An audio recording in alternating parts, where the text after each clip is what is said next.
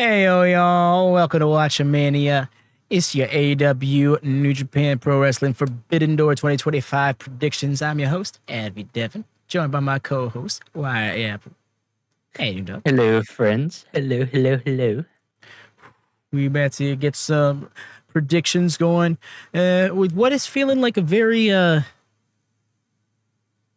in stone card in terms of its match card and also kind of foreseeable outcomes with a lot of it, but we're going to be diving into that. First of all, y'all, please do make sure to leave us a thumbs up if you could be so kind. If you enjoy this stuff, if you want to help support Watching Me, the quickest, easiest, most free way to do it. Drop a comment. Let us know what you think of the predictions, what some of your predictions are yourself, both just simply match outcomes and like more abstract things. You think MJF's going to use that contract? Spoiler, I do. But yeah.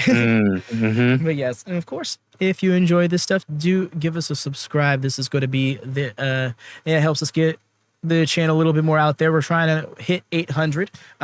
We're also going to be doing starting with Forbidden Door. We're going to be doing review podcasts on a day or two delay for our members only. So if you got 99 cents in your pocket, or I guess in your digital wallet, you should become a member. Get yourself some emotes for the live chat as well. And, well, the comment section. I keep forgetting you can use those in the comments, too. So, yeah. But enough of the plugs. We got all that out of the way. We're going to get into the match cards. The first thing I want to get into is... Wait, hold on. What's up? Also join the Discord to become more involved with the community. That part, 100%. Some of the benefits in Discord include prediction series, a lot of fun, different, separate from these videos, but still a lot of fun. Do look into it; it's a lot to get into, verbally, I should say. Also, commercial-free sidecast, usually if Triller is on the game, for Dynamite and Collision, for our Watchalongs. So yeah. Honestly, I should probably put that part over more. I feel like that's the thing that just, commercial free specifically. That was always my thing. That's why I went out of my way to get a VPN, was so I could have a commercial free experience and also get the pay-per-views at 40% the price. Yeah, that's for damn sure. Speaking of, there it is right here with Forbidden Door is going to yet again be the case. I'm going to be going to the UK watching it locally, you see? Yeah, we're there for sure. 100%. Can't tell by our accents. But yes, I was gonna try it, but no. Nope. I was specifically the point was that we don't have.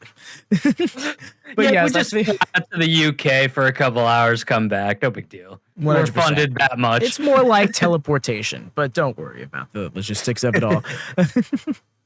But yeah, y'all, we are gonna get into the predictions. We're gonna start off with the TBS Championship match. We finally got ourselves a full lineup here. Bozilla on Stardom's side joins the match. What is going to be a representation of four companies technically.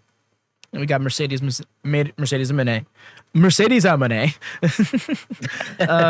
representing AEW and damn near half of the industry with all of her championships. We got Persephone and CMLL, Bozillo, Stardom, as I mentioned, and Alex Windsor, challenger from AEW. So, where you feel like this one's going, my man? You see, okay, so I want to start off with this. Tomorrow night, I think it's tomorrow night. Monet is going to Rev Pro to face I think Emerson Jane for the Discovery title.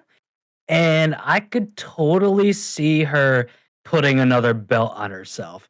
And I do not see her losing this Fatal 4-Way match. Would I love to see it on Alex? For sure, but I think it's too early to put it on her. So I feel like Monet is going to retain here. Yeah, that's something that I'm thinking is the case too. Honestly, I want to shout out Bozilla. I have not seen much of her work. The first time I actually saw her wrestle was against Megan Bain at Joey Janela's Spring Break, and she can go.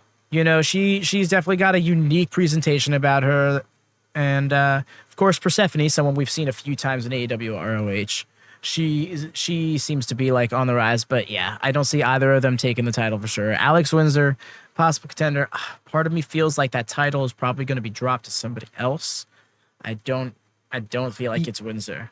especially Yeah, in I this agree with match. that. And I mean, it is a fatal four-way, so she could pin one of the other two. Like same here. Like I haven't really seen the other two's um like career as much, so I don't know too much about them. So the only way I see Alex winning is pinning one of the other two, but I just don't think, and she's had it for a while, but I don't see Monet losing that title yet, just in a random like multi-person match. You see, I mathed it out, and Mercedes Monet at Full Gear would officially be the longest reigning TBS champion. Yeah, oh, that's true. Yeah, so I could see them wanting to cover up that Jade Cargill run. Exactly. Especially because when you look back on the Jade Cargill run, it was mostly talent enhancement title defenses. Yeah, it was a little lackluster. Like I enjoyed it, but yeah, it definitely seemed more like more Her a presentation like with the enhancement championship was run. nice. Yeah, You exactly. see, I go all the way back in time to the inaugural tournament, and I really think that Ruby Soho should have been the first champion Yeah, no, I in could the agree with that finals for sure. because I felt like the story was there for Ruby to be the conqueror of then undefeated Jade Cargill, and I felt like you needed to level Jade out at that point because if you had her becoming an inaugural champion as an undefeated wrestler, then she would have to go on the run that she went on. But the problem was, yeah, the whole problem was there that we know the situation with like the being presented before she could work at that rate kind of thing, and even kind of I want to say stands to this day, but up until relatively recently for her, so Yeah, no, for sure. Especially only being like what 2 years into her wrestling career up to that point. she Like literally became an in-ring professional wrestler with her AEW on-screen debut. right, and like her look, fantastic. Like the She has the presentation she look, has, 100%. fantastic. But it was a little early for her at the time, so I could definitely see somebody at the stature of Monet kind of taking that record. And then definitely in hindsight would be looked back on as a more it's very strategic to try and I don't want to say erase it, but in the same sense that like the history Cody made by being first 3-time TNT champion now has happened by Mhm. like 3 other people, Right. Sammy Guevara, Wardlow, and I think there's another 3-time champion that is escaping me at the moment. I think it was just those 3. We got quite a few 2-time as well. Scorpio Sky, Samoa Joe, Darby Allin, just to name a few. Yeah, I can't remember off the top of my head either. Exactly. So there's that, and like just kind of move the history a little away from that. We've seen wrestling companies do that all throughout time. I'm not the biggest fan of doing things like that just for the sake of it, but in this case, I think it looks better on the title for the longest reign to be a work rate reign done by one of the top stars in the industry. Yeah, for sure. And like say what you want about Monet and like her kind of overtaking like a lot of promotions, but she is one of those top dogs where like it means something. Exactly. Yeah. No. So I can see Windsor being a future champion. It definitely feels like this pseudo tag program, like we just saw play out on last night's Dynamite. Yes, y'all, we are dating this. This is recorded the day after the Dynamite in Glasgow. So just for clarity's sake, on some of the time things we referenced, like tomorrow's Rev Pro show. So yeah, just put in that perspective. But yeah, I can see Windsor being a champion sooner rather than later. I don't know if she's the one who takes the title, though. Honestly, I couldn't tell you who takes the title. If Athena, for some reason, is not becoming world champion, then I think then it should be her taking the TBS title. But also, well, yeah, that kind of gives away what we're going to be talking about a little bit later. But yeah, I think that Mercedes Monet is locked in. Like honestly, if I was doing my predictions for the series, I would call it my Full Gear pick because like it's probably the most certain. Yeah, for sure. And like for her to only be beaten by Tony, like the caliber that she's at, I can't see a world where Monet loses the title in a multi-person match and not be involved. And I don't see her taking a pin either. Here's the thing.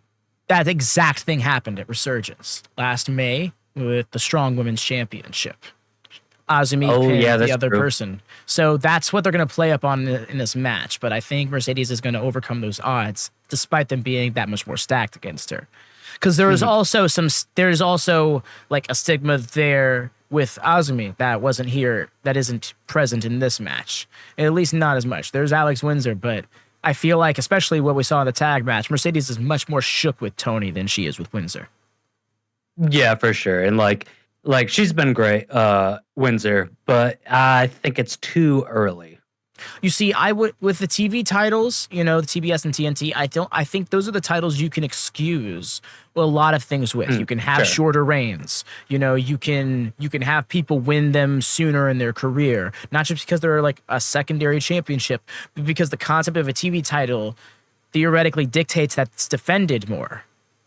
So Right, statistically absolutely. speaking, championships change, things happen more often. Right, but it is also Monet, so it's a tough line to get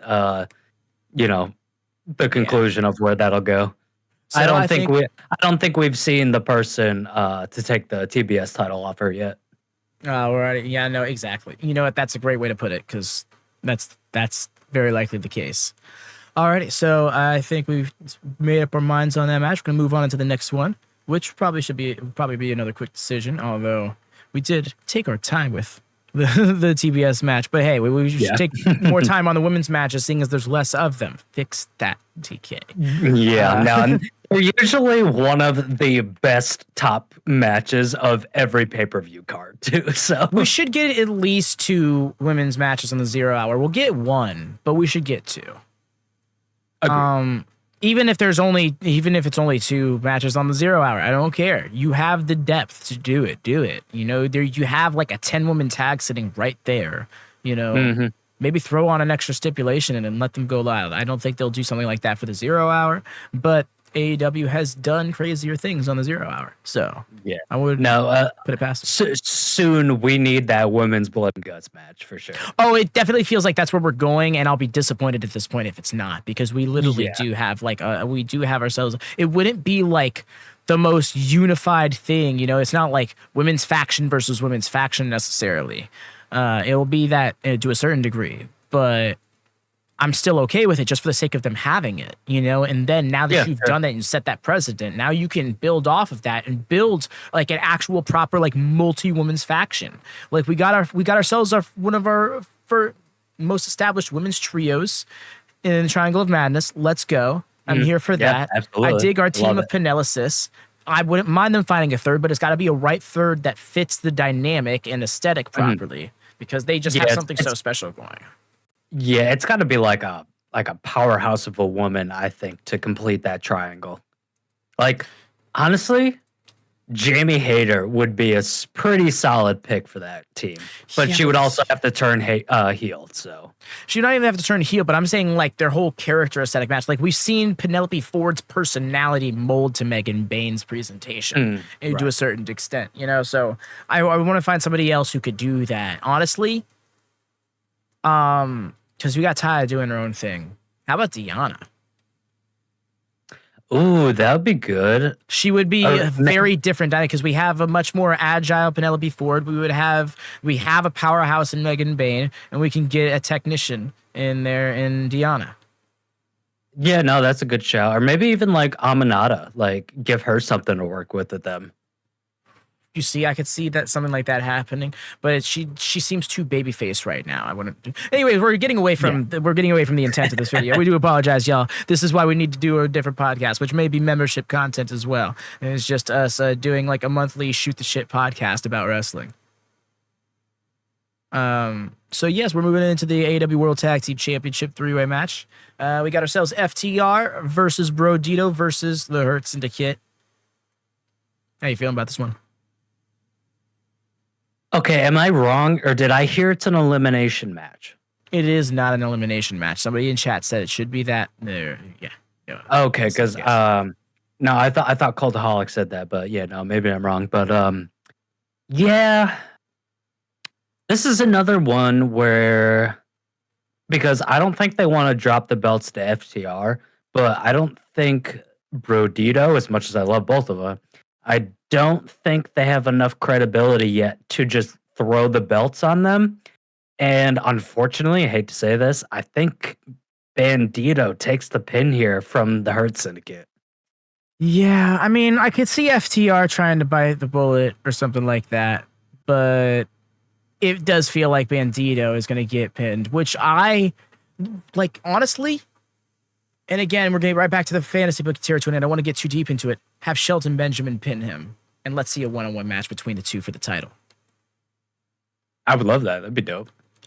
I'd go one step further. I'd love Shelton winning the title, but I'm just a Shelton Benjamin mark, so.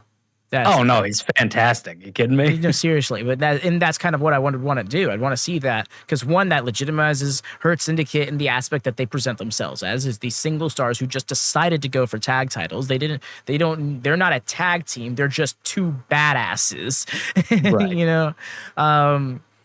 But it would give him a second belt. Just seeing Shelton Benjamin as a world champion would warm my heart. No, absolutely. Yeah, I don't see the benefit of Hurt Syndicate losing the titles to either of those teams. Like, yep.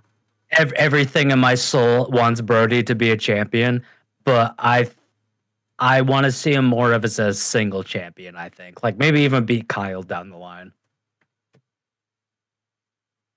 Not to give away a future prediction, but no, I'd poke fun at that. I don't think that's big of a deal. I don't think anybody's gonna be watching this video and be like, guys, you gave away the best part in 20 minutes. And if you are, then I'm sorry. I'm not trying to make fun of you for it, but it does seem like it does seem like something that's easy to poke fun at. Yeah, I feel like the idea is, well, we're doing a three-way match because we want to keep leaning in on the idea that that's what's going to take the titles off of Hurt Syndicate, like we did it All In.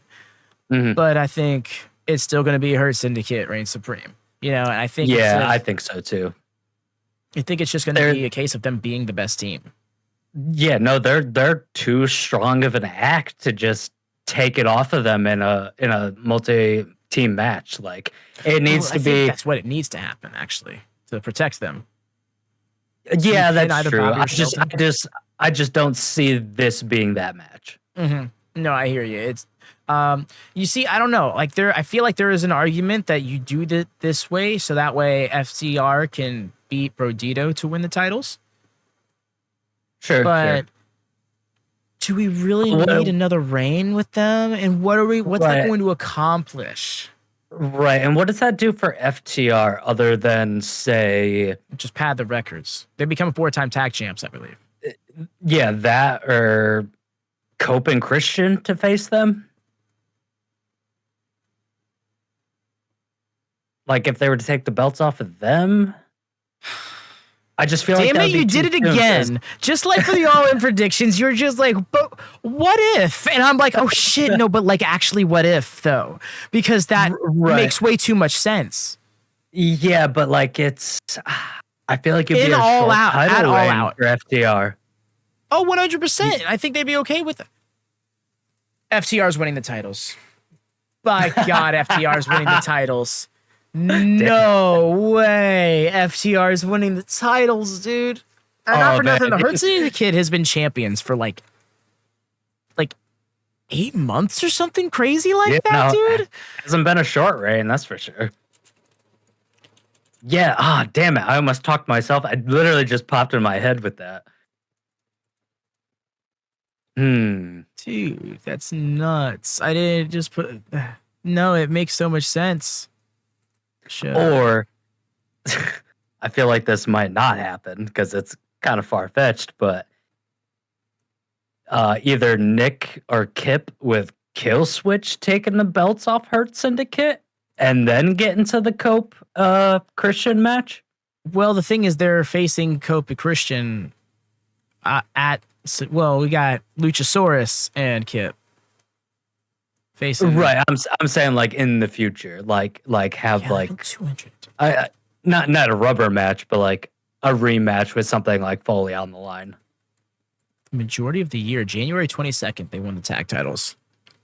Oh wow. Yeah. Oh yeah, so this is more of a tough one than I thought it was. Yeah, no, on paper it felt like Hurt Syndicate, But I don't know. As soon as you threw out that idea, I'm like, wait, no, you're right. FTR becoming champion, so then they could do the like literally, it's the very next match we're gonna be talking about is that tag match. Yeesh. Oh You know, my God. I want to stick with Hurt Syndicate, but that would be a good direction storyline wise. Because you know that's what they wanted. I like, where else do you go with this union, you know? Yeah, absolutely. And wait, no, literally, this goes back like a year ago with the Go Fuck Yourself promo, where Adam Copeland, you know, literally was like, you know, I want to have one more tag run with you, man. Oof. Oh my man, God. this is harder than I thought it was going to be. Oh no, I'm locked in. FTR are winning these titles. I have to accept this now because it's an ends to a mean. It's a means to an end. That's the saying. Wow. But I need brain food. Yeah, I guess. How does it benefit Hurt Syndicate to just hold on to the belts also? Like, where else do you kind of go, and who takes the belts off of them? No, I think This might be the easiest out. Yep, especially when we think back to the threat MVP gave the subtle threat MVP gave MJF when he was formally removed from the Hurt Syndicate, where he was like, "I hope you know, disrespectfully, I hope you don't win. Respectfully, I hope you don't win that title because that means that Bob's gonna have to cross you, and when he does, it won't be business. It will be personal." Ooh, that's a good point. Actually, I'm gonna save it for when we talk about MJF Hangman. But yeah, fuck. Maybe FTR is gonna win. Whatever it is, we gotta make up our mind because we're taking way too long on this second match. We're 20 minutes deep into this. This is gonna be an hour-long video, y'all. I mean, hey, it's practically meant to be podcasts, but yeah. Okay, just to be different, I think I'm gonna stick with Hurt Syndicate. Just be different. I appreciate you standing on your difference. No worries. Then yes, there you guys have it. All right, so moving into the next match, kind of off the back of that, we got Cope and Cage versus Kip Sabian and Kill Switch. He's still being billed as Kill Switch. I thought he would have gone back to Luchasaurus. All right, so what the word is? Nick Wayne is injured. That's why Kill Switch is in this match, right? Yes, he's got a foot injury, I think. Yeah, broken foot, but I think that's better than like a torn ankle or anything. It's not a broken ankle. I guess specifically diagnosed a broken foot. And he thinks that he's going to be back soon enough. Like they don't even take the title off him or anything like that. We don't even have, as far as I'm aware, we don't have an interim champion being crowned. Mm-hmm. But Death Before Dishonor is also like a week after that, so there might be one crowned there. Damn, both TV champions out. Yeah, that's crazy. Oh shit, because like you know. It's an easy thing to just be like, yeah, Kip's taking that pin.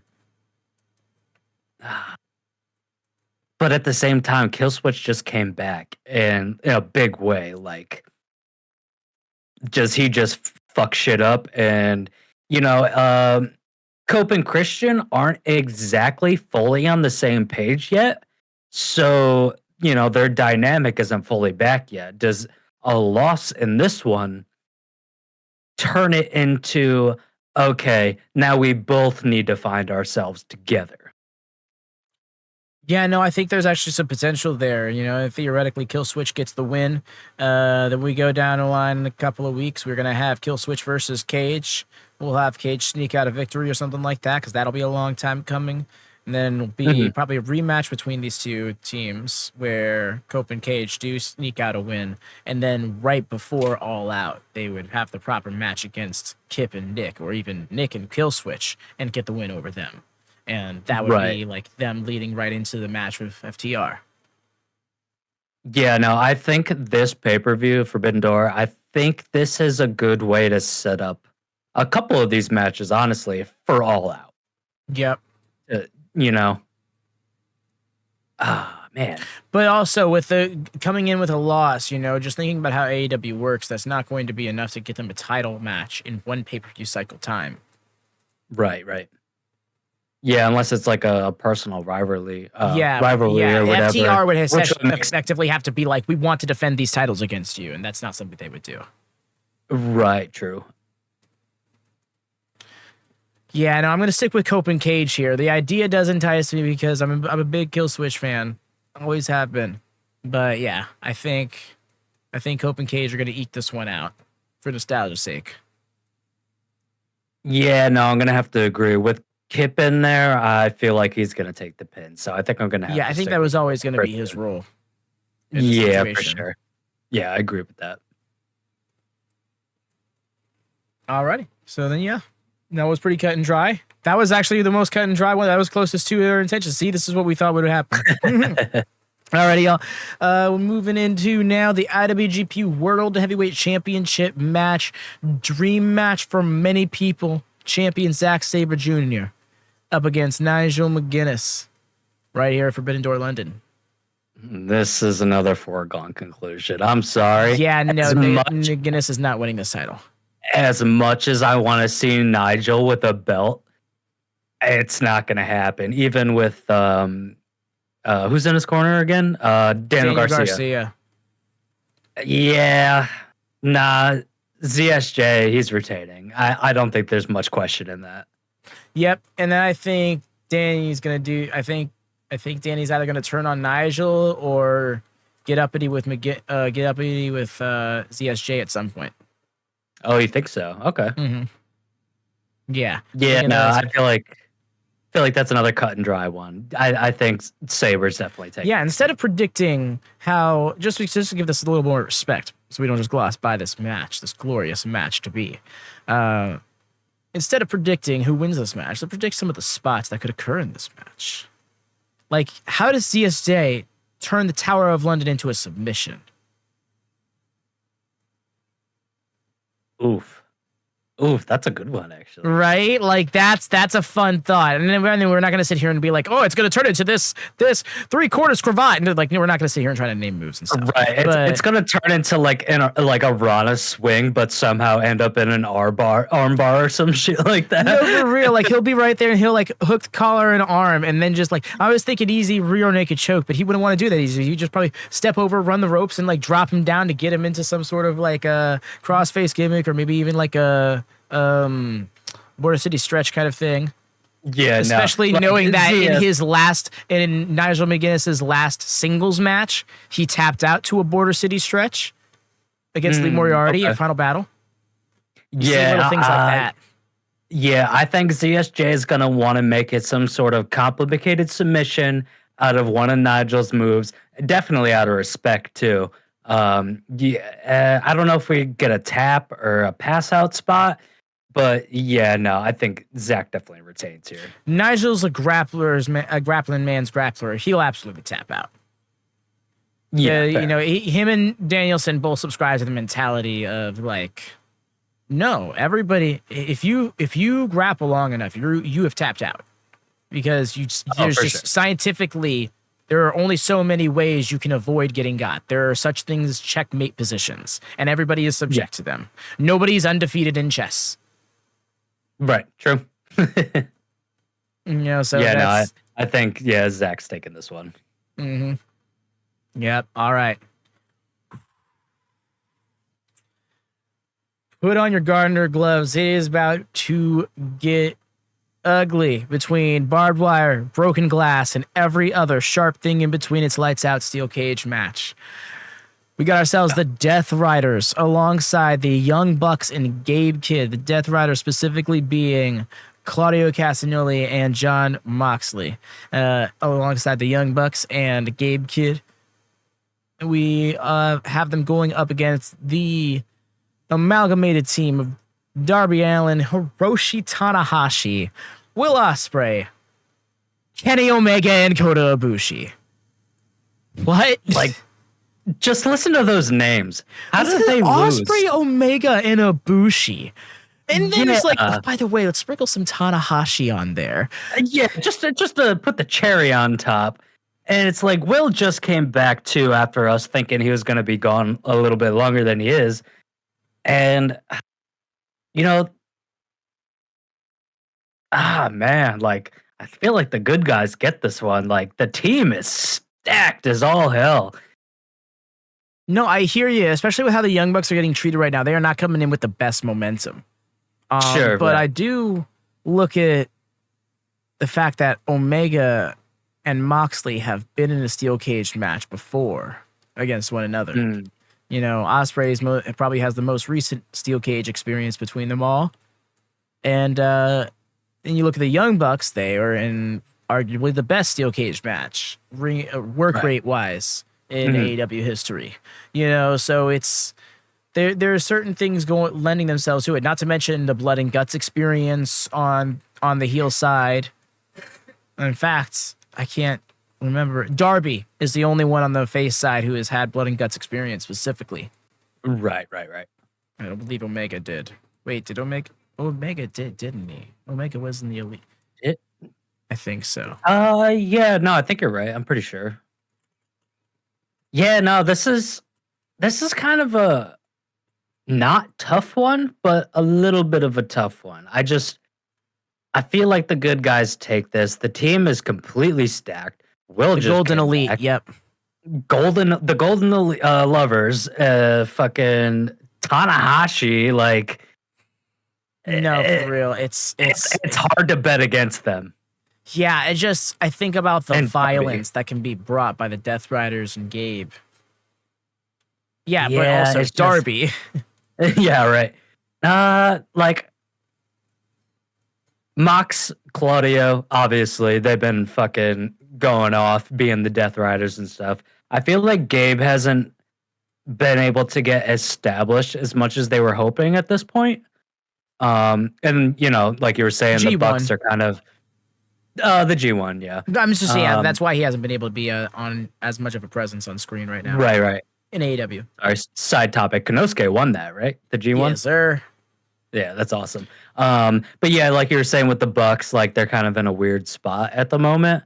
Like almost like they need to find themselves again. And just the babyface team just feels unstoppable.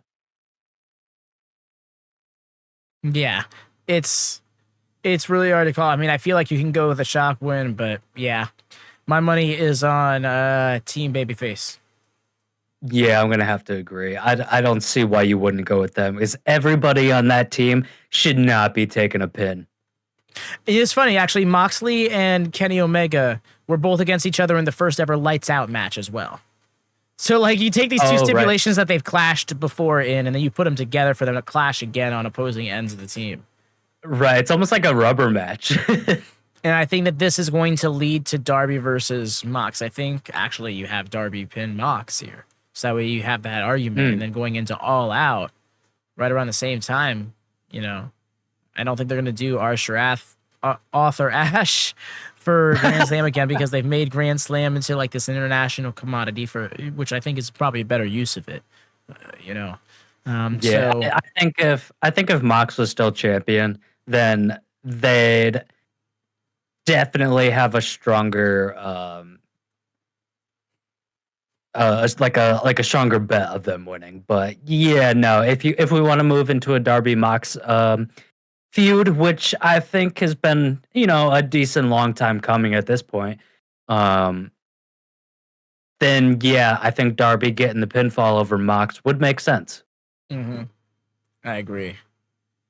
Alrighty. So then that we both are thinking Team Babyface. And so we move on to the TNT Championship. We got ourselves champion Kyle Fletcher. Kyle, by God, Fletcher. Up against Hiromu Takahashi. Probably one of the greatest junior heavyweights of all time.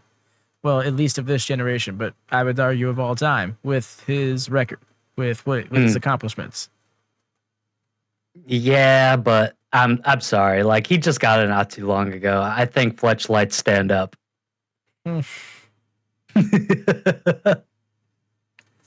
Yep, sure. We definitely gonna have Kyle Fletcher retaining here, no doubt about it. Honestly, yeah, I think even the 4-way match has less likely of a chance of a retention than this match does. It would be nuts to be looking at TNT champion Hiromu Takahashi. Like, how did we get here kind of thing? Oh, right. And like, I'm not going to label it as a throwaway match, but it is definitely one of those matches that just kind of got put together, and it feels like they want to put Kyle on more of a pedestal to like get more over for AEW. It's gonna be like second or third match on the card. Major heater is gonna have no story fuel going into it, and it's just gonna be a banger match. Probably like a banger Absolutely. 17, 18-minute match, full New Japan style, and we're gonna love it. There's no doubt in my mind. Oh, that absolutely. It's going to be very hard to not call it one of the top 3 matches on the card, and that's saying something when you look at this card. So, Oh, absolutely. so like there is that to it, but yeah, there is no real like story. There is no weight built to it. So it's definitely feeling like a Kyle Fletcher retention. Yeah, no, absolutely agree. All right, so we gonna move ourselves next into world title territory, for good at least, as we spoke upon ZSJ earlier. But we are moving into the Women's World Championship match, officially happening because Athena invoked her contract. Set this match up here for this card. Timeless Tony Storm, the champion, retaining against ROH Women's World Champion Athena, a forever champion, 950-ish days as champion, almost 1,000 days, in fact. What's up, Roman? Right. I'm a. This is a big coin cost. Coin cost? Did you do that on purpose? I think so. This guy, he did it. Damn it! I didn't do it on purpose. That's fucker. But no. I'm thinking Athena gets this. I'm thinking by hook or by crook. This is going to be a banger match. I think there's going to be multiple cheating attempts, and just finally one too many things is going to go down, and Athena is going to be champion with distraught looks on the faces of the crowd, because people just couldn't believe it happened. Yeah, this could be that shock match of like the winner. But it's kind of tough because I feel like I'm leading more towards Tony, because Athena's still the forever ROH champ, and Monet beat Athena. Tony beat Monet. Why wouldn't Tony beat Athena?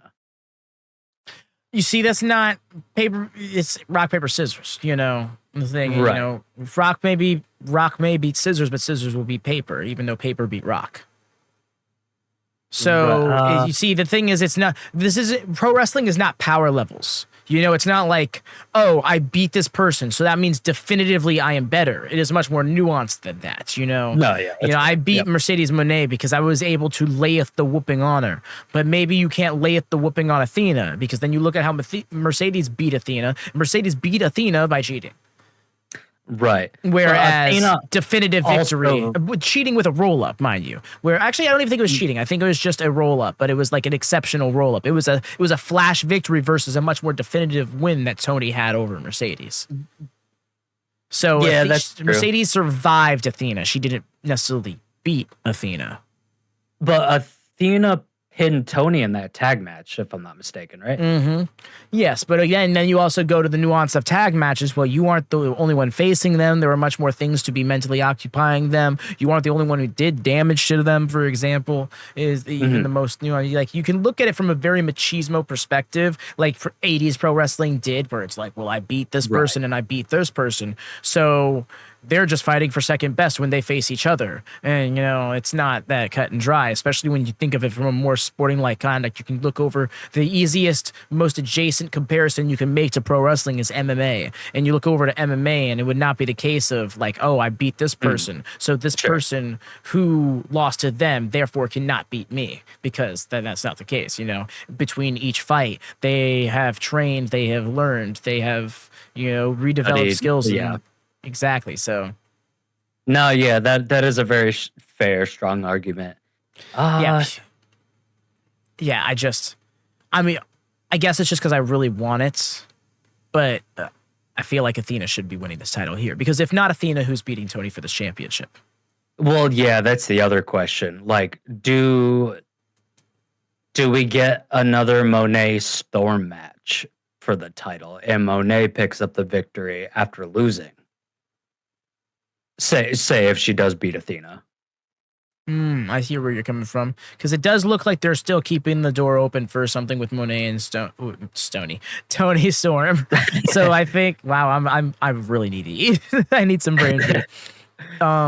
Because they're definitely keeping Monet towards the top, and all respect to the TBS title, but like it's not the main belt for AEW, but Monet is a very like prominent part of the women's division in AEW. So I don't know if I want to say Monet loses the TBS title or not before you kind of get that.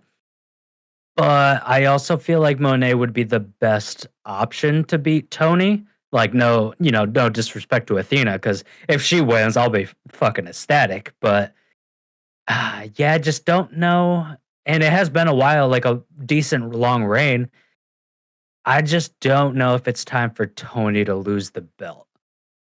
It's nice you say that, because she's actually been champion 1 week longer than Hurt Syndicate have been. Oh, really? Okay. Yeah, I just put that in perspective. I'm like, holy shit, she had a 9-month title reign. Then Mariah had it for a good, 6 months? And then, no, 5 months. And then Tony won it back and has been, she's probably has the most combined days as champion now, which is saying something, because Hikaru Shida has the longest reign at 370 something. Right.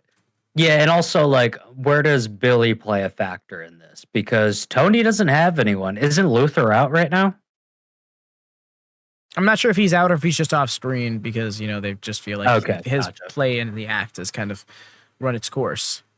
Right. But that's what I was saying. I think Billy gets involved, and I think we have some cheating from Athena, and then another bit of cheating from Athena, and then that will have been overcome. But then by that point, that she can, one last distraction from Billy, and then bam, a second eclipse, and 1, 2, 3, and then I just see the visual of Athena just sitting there squeezing the title, kicking her legs ecstatically, while the whole crowd is just like, yeah. No, I do love that. I actually do really love that.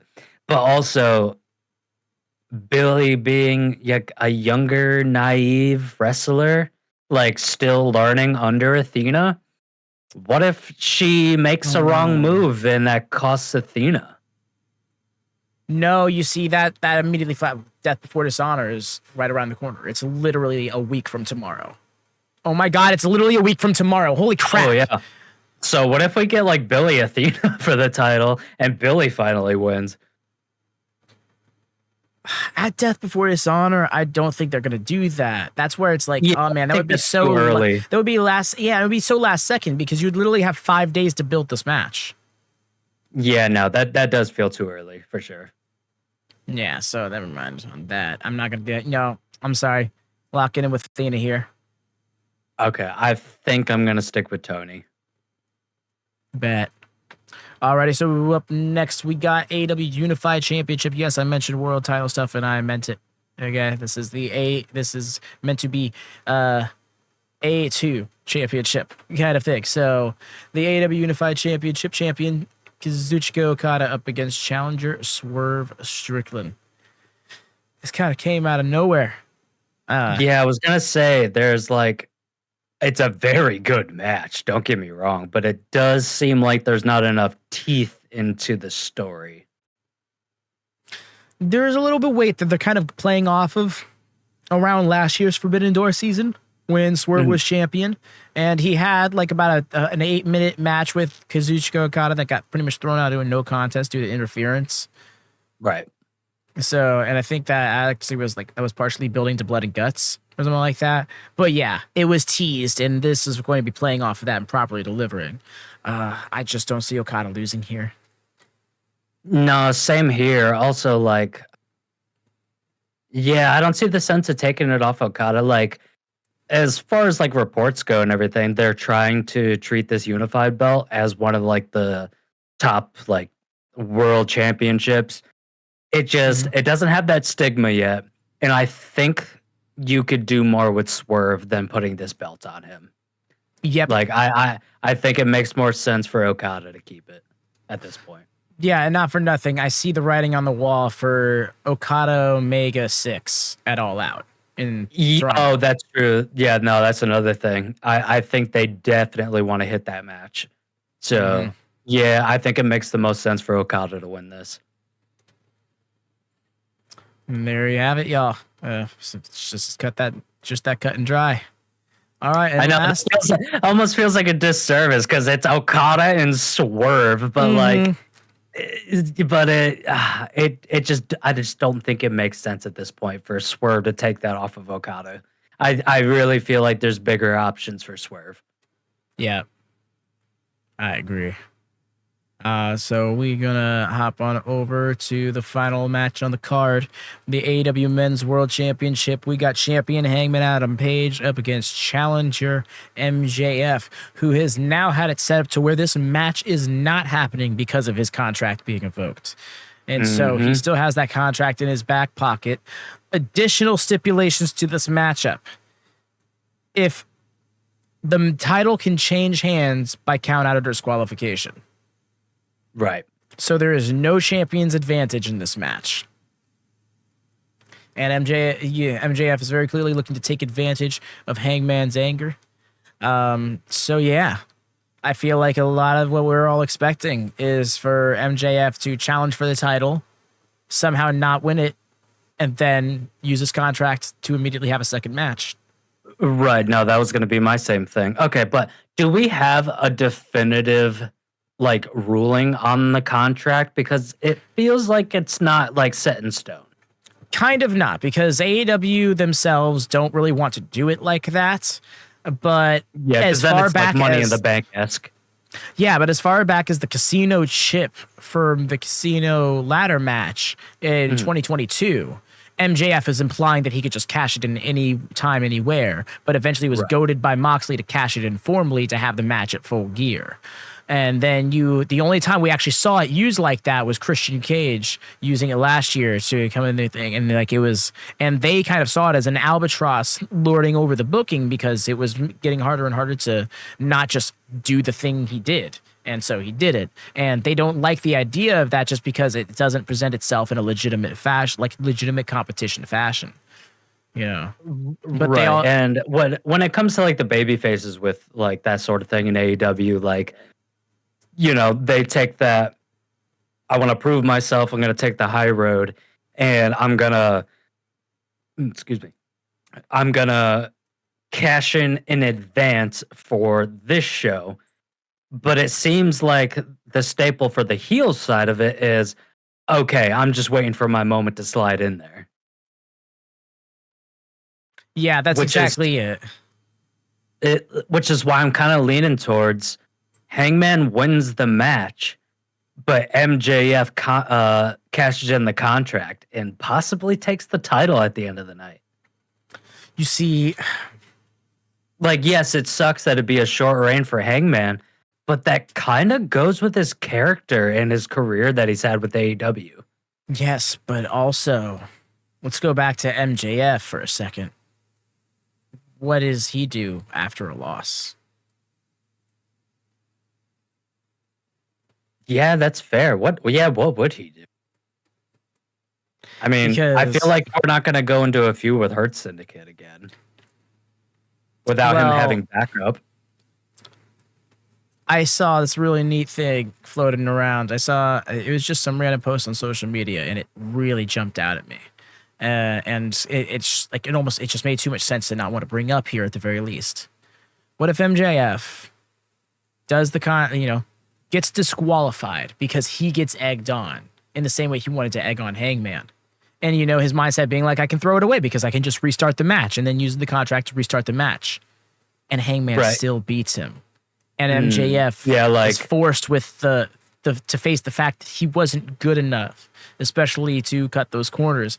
And now all of a sudden MJF is in a similar situation that Hangman has been in the past, where he has to confront his demons. Right. But MJF doesn't handle that the same way. Right. He goes into a spiral. Like I feel like MJF is way more insecure than Hangman when it comes to like that part. Yeah, no, that could totally be an option. Yeah, man, this one's a tough one. Like, I almost want to be like, yeah, 'Cause you're nah, kind of Hangman's predicting two walking out matches with at the once. title. Yeah, Yeah, no, you see, exactly. that's where I'm from. That's what I'm coming from. Is like I just don't see them taking the title off of Hangman after you go through this glorious, triumphant moment that was built to. So like imagine if, I hate to make the comparison, but it's there. Imagine if Cody Rhodes dropped the title at Backlash 2024.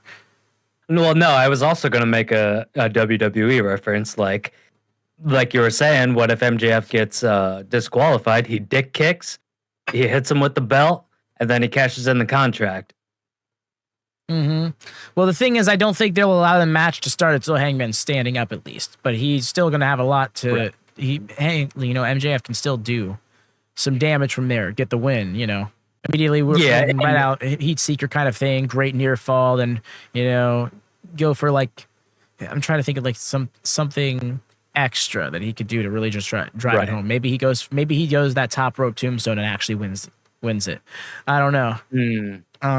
Yeah, and knowing Hangman, like, if the match gets restarted again through the contract, he's not staying down, whether he's gonna win or lose.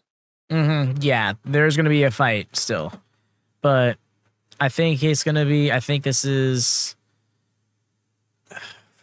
Yeah, I'm thinking Hangman is gonna stay champion here because I think MJF losing here is more interesting than giving Hangman a short reign, especially with everything that Hangman went through, like Texas Death, dude.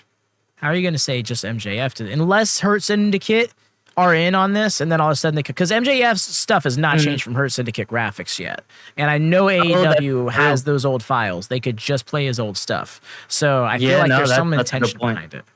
I mean, if nothing else, it's going to just lead back to a program with the two. But one way or the other, I think the Hurt Syndicate and MJF aren't done with.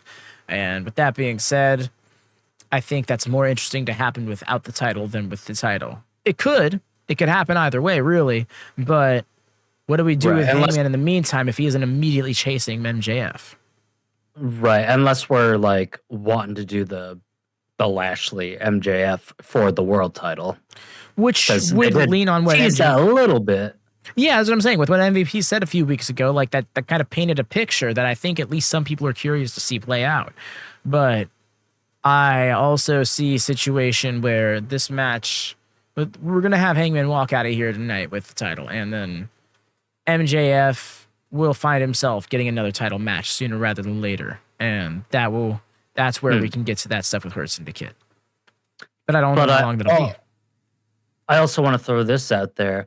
I do not think Hangman was the original plan to take the belt off of Mox. I really think it was Darby, and then he did the Mount Everest trip. I can agree with that. So we might, not on the fly, like, to say that, but like, I feel like we might just be on the fly a little bit right now.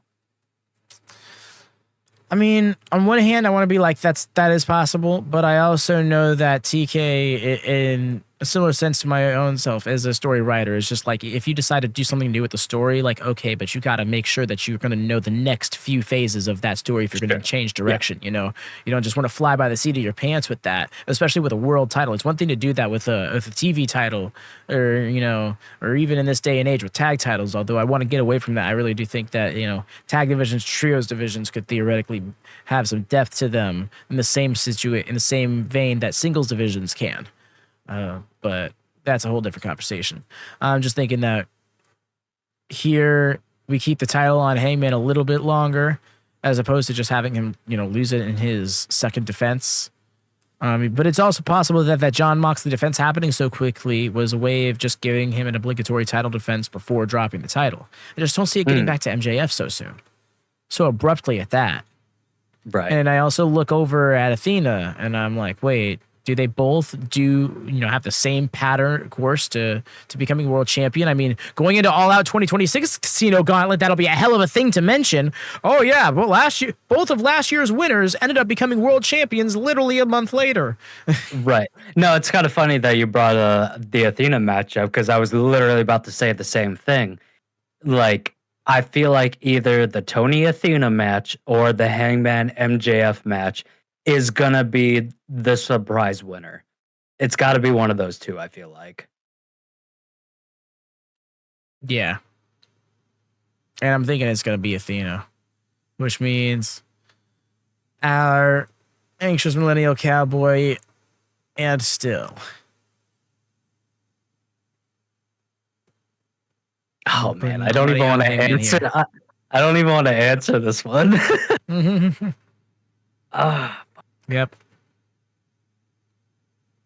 Yeah. I'm going to say Hangman and Hangman for what I do believe to be 2 matches. Now, I do think it would be great if he just simply does not. I would honestly would not mind Hangman just simply beating MJF and MJF executing the contract at a later time.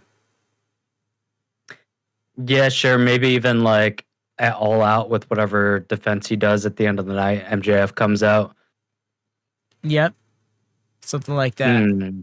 Yeah, that's a good point. Because how many times have they faced each other? And when was the last time they faced each other? Last time they faced each other was at Revolution earlier this year. Hangman got the win.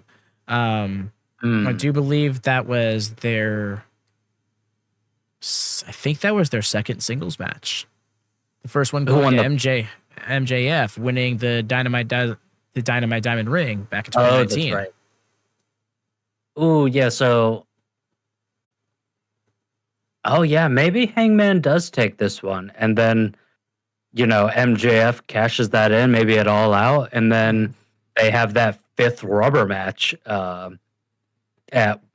What would be the next pay-per-view? Wrestle Dream? Wrestle Dream, yes, but I think they can skip Wrestle Dream for one reason or another and save it for Full Gear, which is like Hangman's pay-per-view. Yeah, that's true. That's a good point. Oh, yeah, no, that kind of convinced me on Hangman for this one. Yeah, I definitely see him being a definitive champion throughout the fall. And even if, because it's been a long time coming that we've been waiting on another Hangman title run. Like, it's been a long time coming. So, like, I feel like he definitely deserves a longer run than up to this point. Yeah.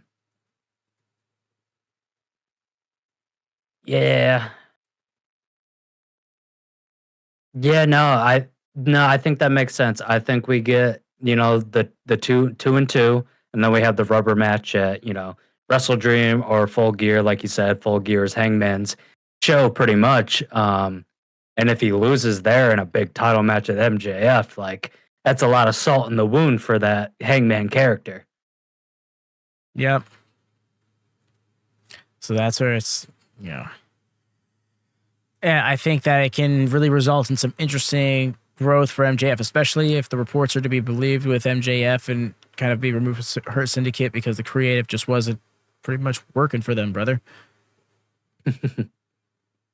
Yeah, no, I actually do really like if MJF loses here. Maybe he tries to cash in the contract but gets stopped somehow, and he's like, then goes into this spiral that on the other side of the coin, Hangman put himself through before, getting that chance at the title. So they're both kind of in that same vein, and then move on to, what is it, beginning of next year for Full Gear. No, Full Gear is in November. Oh, it's November. Okay, gotcha. But yeah, no, I actually really like that dynamic of like two sides of the same coin kind of thing. Yep. This is what he straight up said. You can be the main character. I'll be the antagonist, said MJF. Right. Yeah, no, I think I'm convinced on Hangman now. Mm-hmm.